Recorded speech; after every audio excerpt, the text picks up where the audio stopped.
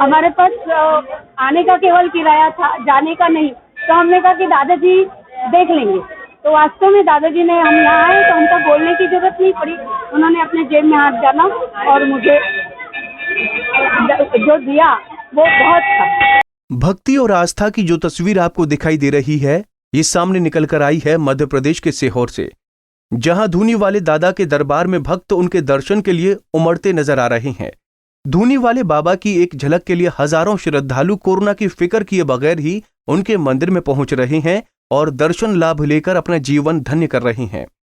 दरअसल धूनी वाले दादा को लेकर जितनी श्रद्धा लोगों के जहन में है, कमोवेश उनका इतिहास भी उससे भी उतना ही रोचक है।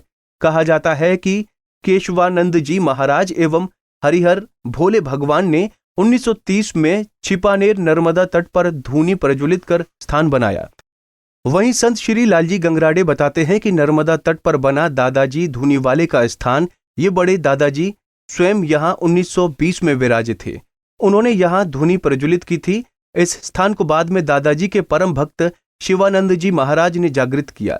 वर्तमान में यहाँ उनकी समाधि भी है। यहाँ दादाजी को स्वरूप, धूनी मैया मंदिर, नर्मदा जी की मूर्ति विराजित हैं।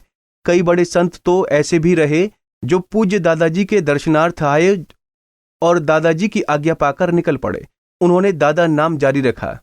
इस तरह देश भर में दादाजी धूनी वाले के करीब 30 से 35 पवित्र स्थान हैं, जहां दादाजी के चमत्कार देखने को मिले। दादाजी के साथ अष्ट सिद्धि नवनिधि थी, वो जेब में हाथ डालते थे और कार्य होता था।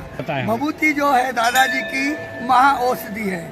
इस भभूति को लोग घर ले जाते हैं।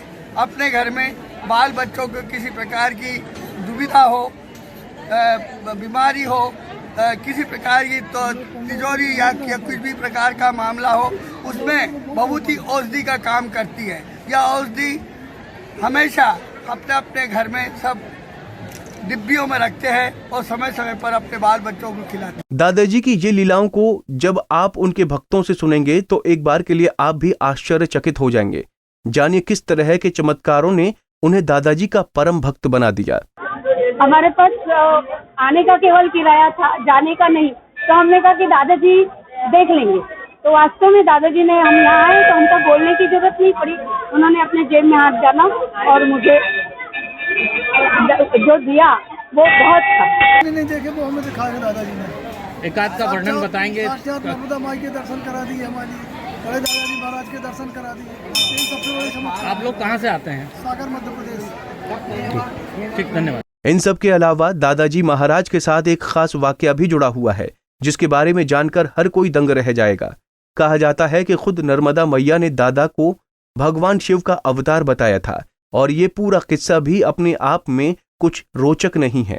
जी जो संत थे उनके टोली में केशव जी दादाजी, जो यहाँ पे धूनी वाले दादाजी हैं, वो उनकी टोली में रहा करते थे। तो जब गौरी शंकर जी महाराज ने नर्मदा जी की परिक्रमा करी, और परिक्रमा के बाद जब नर्मदा जी प्रसन्न हुई तो उन्होंने उन्हें बताया कि नर्मदा जी ने उनसे पूछा कि आपकी क्या इच्छा है, क्या चाहते हैं, आपने मेरी परिक्रमा करी, मैं खुश हूँ आपसे।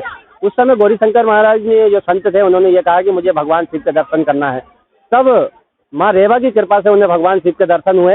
होने का यह है कि उनकी टोली में ये केशव नंद जी महाराज, जो धूनी वाले दादाजी के नाम से विख्यात है क्षेत्र में, उन्हीं की टोली में थे।